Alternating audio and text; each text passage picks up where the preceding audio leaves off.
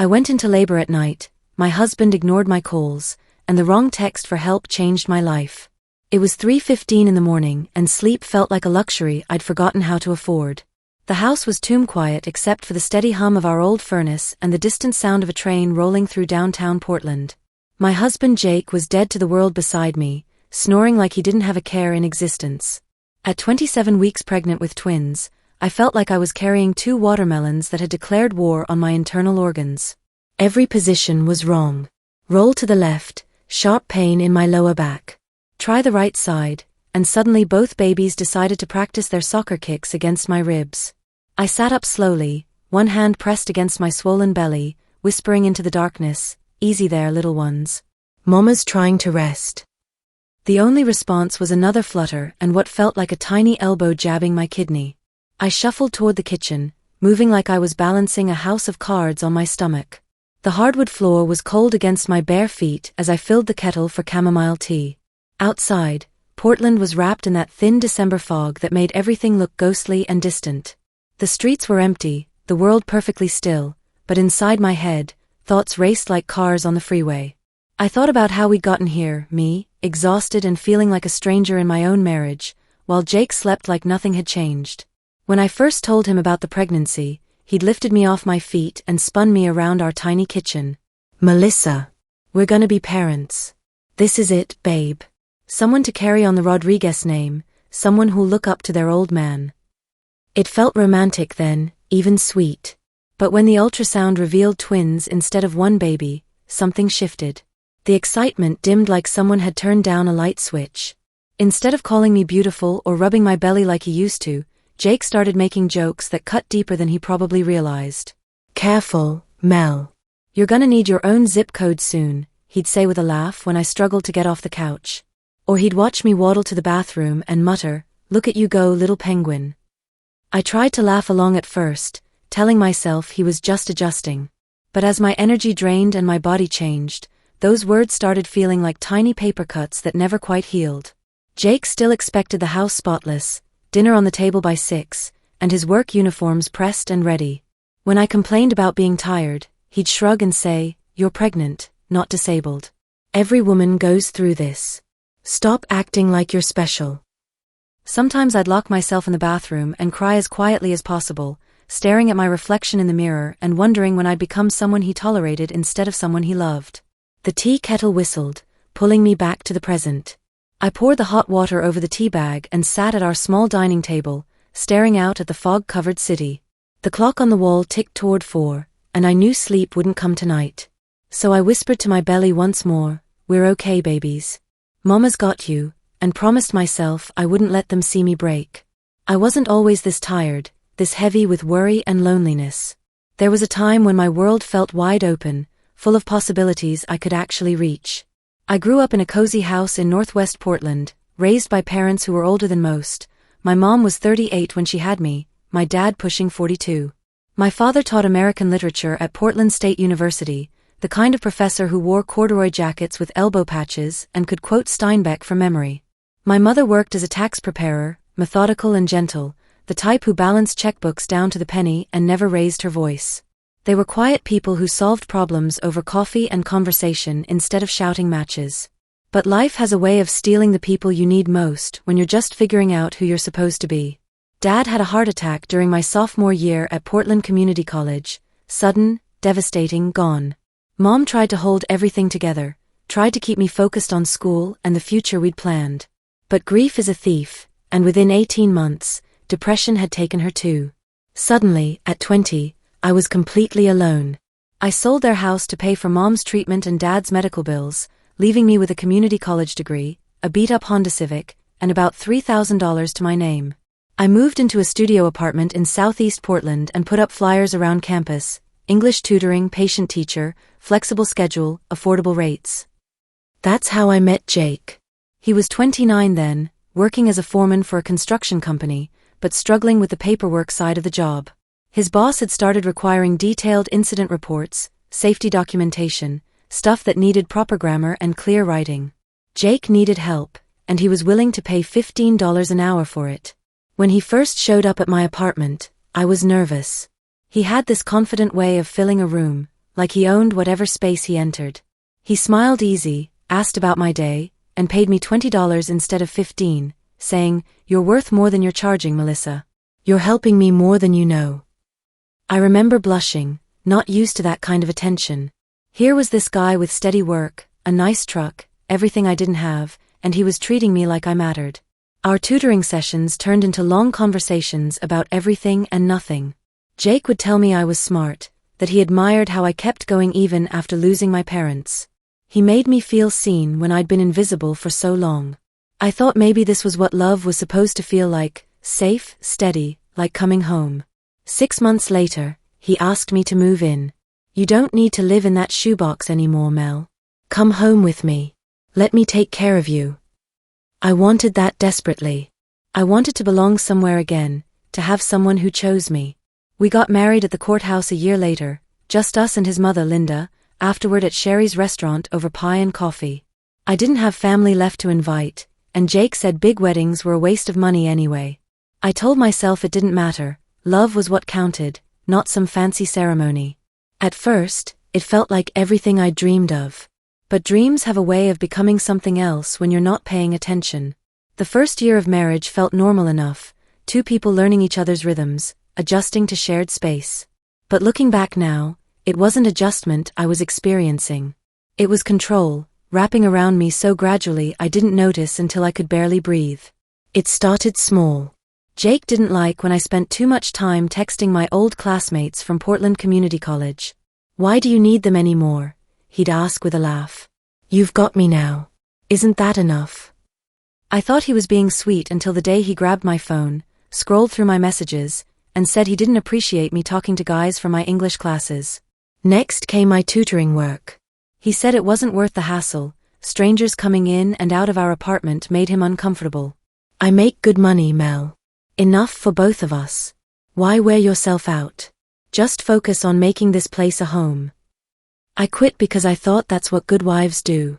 They support their husband's comfort. They make sacrifices. Even holiday plans became his decisions. When my college friends invited me to a New Year's party, Jake frowned. "You don't need that crowd anymore. We can have our own celebration." So I stayed home, watching Netflix while he played Call of Duty with his headset on, shouting at teammates I couldn't see. One by one, my connections to the outside world disappeared, and I didn't fight it. I told myself, this is marriage. This is what commitment looks like. Jake's mother, Linda, only reinforced it during her weekly phone calls. "Melissa, honey, don't argue with him about little things. Men need peace when they come home from work. Just focus on the house and maybe starting a family soon. That's what keeps a marriage strong." She meant well, I think, but those words made me feel smaller each time. Then came the pregnancy announcement. When I showed Jake that positive pregnancy test, his face lit up like Christmas morning. He swept me into his arms, spinning me around our living room. "I'm gonna be a dad, Mel. This is the best thing that's ever happened to me." For those first few weeks, I believed we'd turned a corner. He'd rub my belly and call the baby our little miracle. He even started talking about converting the spare room into a nursery, painting it soft yellow since we didn't know the gender yet. But then came the ultrasound appointment at 20 weeks. 2 heartbeats. Twins. I watched Jake's smile falter as the technician pointed out baby A and baby B on the monitor. He went quiet during the drive home, just stared ahead while I chattered excitedly about needing 2 cribs, 2 car seats, how crazy and wonderful it all was.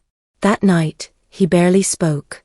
Just sat in his recliner, beer in hand, staring at the TV like it held answers to questions he couldn't voice. From that moment, everything I did seemed to irritate him. If I was too tired to cook dinner, he'd complain about ordering pizza again. If I left laundry for tomorrow because my back ached, he'd mutter, "What exactly do you do all day, Melissa?" He started calling me Penguin, like it was cute, laughing when I struggled to get out of bed or waddle to the bathroom. Those jokes felt like tiny wounds that never quite healed. I began hiding my tears, crying quietly in the shower where he couldn't see me break. It was late January, just 3 days after my birthday, a birthday Jake had forgotten until I mentioned it at dinner. I'd been staring at our grimy windows all morning, thinking about how I wanted everything perfect before the babies arrived. The apartment felt cramped and dirty, like I was failing at the one thing I was supposed to be good at anymore. Jake had brushed off my request for help the night before. "I've been working 10-hour days, Melissa. I'm exhausted. Can't you handle one simple task?" So I decided to handle it myself. I grabbed a stepladder from the hall closet, filled a bucket with warm soapy water, and found a clean rag. My belly felt enormous at 27 weeks, but I told myself I could at least clean the bottom half of the windows. Just enough to feel useful. The stepladder wobbled as I reached forward to scrub a stubborn spot near the corner. For one heart-stopping second, I felt weightless, off balance. Then came the crash, me hitting the tile floor hard, landing awkwardly on my side with a sharp pain shooting through my back. My breath caught. Then I felt it, a sudden warm rush between my legs. My water had broken. Panic crashed over me like ice water. I fumbled for my phone with shaking hands and called Jake. Straight to voicemail. I called again. Still nothing. "Come on, Jake, pick up. Please pick up."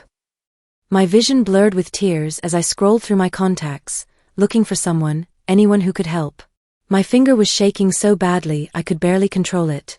I thought I was calling Jake's work number, but in my panic, I must have hit the wrong contact. "Hello?" A man's voice answered. It took me a second to place it. Thomas Mitchell, Jake's supervisor at the construction company. "Thomas." My voice came out broken, desperate. "I'm so sorry, I didn't mean to call you, but my water just broke and I can't reach Jake. Please, I need help." There was no hesitation. "Stay right where you are, Melissa. I'm on my way." Within 15 minutes, Thomas was at my door, his face full of concern. He didn't ask questions, didn't waste time wondering why his employee's pregnant wife had accidentally called him instead of her husband. He just grabbed my hospital bag from the bedroom and helped me to his truck. At Portland General Hospital, everything moved in a blur. Nurses rushed me into a delivery room, hooking up monitors and starting IVs. "You're early, sweetie," one of them said gently, "but don't worry. We're going to take care of you and those babies." I gripped the bed rails as contractions hit, sharp and relentless. "Where's my husband?" I gasped between waves of pain. No one had an answer. I sent text after text, but my phone screen stayed dark. No response. 4 hours later, I held 2 tiny boys in my arms, Dylan and Cameron, each weighing barely 4 pounds. Their little chests rose and fell with such effort that the nurses whisked them away to the NICU within minutes. Thomas stayed in the hallway the entire time, pacing like a worried family member. When the doctor said he could step in for a moment, he just smiled at me softly and said, "You did amazing, Melissa. Your boys are fighters." I wanted to cry from gratitude and humiliation all at once. This man, practically a stranger, had done what my own husband wouldn't. He showed up. 3 days later, I was discharged from the hospital. Dylan and Cameron were stable but tiny, tucked into car seats that looked comically large for their fragile bodies. My arms ached, not from their weight, but from how desperately I didn't want to let them go. They felt precious and breakable, like something I'd been trusted with but wasn't sure I deserved. Thomas was there again. I hadn't asked him to come. He just showed up saying, "You shouldn't be driving yet, Melissa. Let me help you get home." I wanted to protest, to prove I could manage alone, but the truth was I couldn't. I was sore, exhausted, and emotionally hollowed out.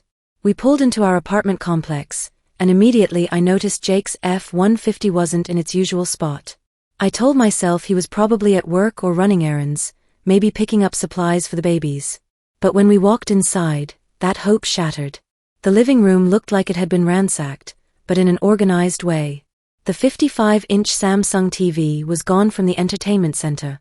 The shelves that used to hold Jake's baseball trophies and our wedding photos were stripped bare. Even the PlayStation and all his games had vanished. In our bedroom, his dresser drawers hung open and empty. The closet rod held only my clothes, his hangers swinging slightly like ghosts of what used to be there. The watch I'd bought him for Christmas, gone. His work boots, his cologne, even the spare phone charger from his nightstand, all of it, vanished.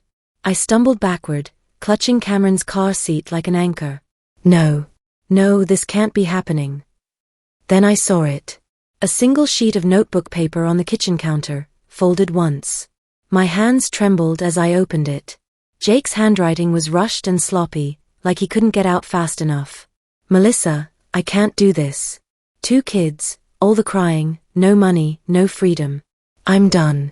Don't look for me. I filed for divorce yesterday. The lawyer will contact you. Jake. The paper slipped from my fingers, floating to the floor like a feather carrying the weight of my entire world. My knees gave out. I sank into a kitchen chair, clutching both car seats to my chest as if I could shield my sons from this moment. Why? I whispered to the empty room. Why would you do this to them? Dylan stirred, letting out a tiny cry, and I rocked his seat gently, tears streaming down my face. Thomas picked up the note, read it silently, then set it back on the counter without a word. He didn't rush to comfort me or make empty promises that everything would be okay. Instead, he crouched beside me, his voice calm and steady. You're not alone, Melissa. I'm here, and we'll figure this out. That broke something inside me that had been holding on by threads. Every sleepless night, every cruel joke, every moment I'd felt invisible in my own marriage, it all poured out. I sobbed uncontrollably, the sound echoing off our empty walls. Thomas waited patiently, letting me cry until the waves passed. Then he asked gently, Do you have anyone else you can call? Family? Friends? I shook my head. No. It's just me now. He nodded slowly, like he understood more than he was saying. Then you focus on your boys, Melissa. Let me help with everything else. The weeks following Jake's abandonment blurred together like watercolors in rain. There were legal papers to sign, calls from his divorce attorney, and endless questions about child support that would probably never come. Through it all, Dylan and Cameron depended on me for everything. Feeding every 3 hours, diaper changes, doctor appointments, the constant worry that comes with premature babies. I was running on coffee and determination, but there was no time to fall apart. I had 2 little lives counting on me. So I did what I'd always done when life knocked me down. I went back to teaching. This time, it was virtual tutoring from my laptop at the kitchen table, Dylan in a bouncer at my feet while Cameron napped nearby. I posted ads online, English tutoring patient teacher, evening hours available, competitive rates. Within a week, I had 3 students. Within a month, I had 8. It wasn't much money at first, but every $20 felt like proof that I could build something from nothing. Thomas noticed, of course. He had a way of seeing things without making me feel watched or pitted. One afternoon, he stopped by with a double stroller. I saw this at a garage sale, he said with that easy smile. The lady said her grandkids outgrew it. Thought you might have use for it. Another time, he handed me a list of potential tutoring clients, people from his construction company who wanted help with safety reports and documentation. I mentioned your name, he explained. Only if you're interested, of course. I didn't know how to process that kind of thoughtfulness. Nobody had ever gone out of their way for me like that, not even Jake during our best days. Thomas never stayed long, never acted like I owed him anything. He'd install a baby gate or fix a leaky faucet, then leave, giving me the space I needed to stand on my own while making sure I knew I wasn't completely alone. His daughter Emma was part of the package, and she was pure sunshine. At 9 years old, she was mature beyond her years, probably from her parents' divorce 3 years earlier. Can I hold one of them? She'd ask every visit, and I'd watch her cradle Dylan or Cameron with such gentle care it made my chest tight with emotion. She started calling them my baby brothers, and something about hearing it that way made me believe we might actually become a real family someday. There were still nights I cried, mostly when both boys refused to sleep and the weight of single motherhood felt crushing. But slowly, I began to see a future that belonged to us. Not perfect, not the white picket fence dream I'd once imagined, but ours. One evening, while folding tiny onesies at the kitchen table, Thomas leaned against the doorframe and said, You know, Melissa, you're stronger than you realize. Most people would have crumbled by now.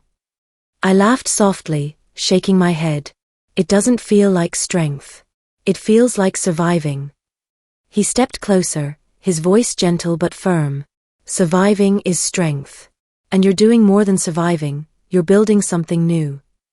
I looked up at him, really looked, and for the first time allowed myself to see what was in his eyes.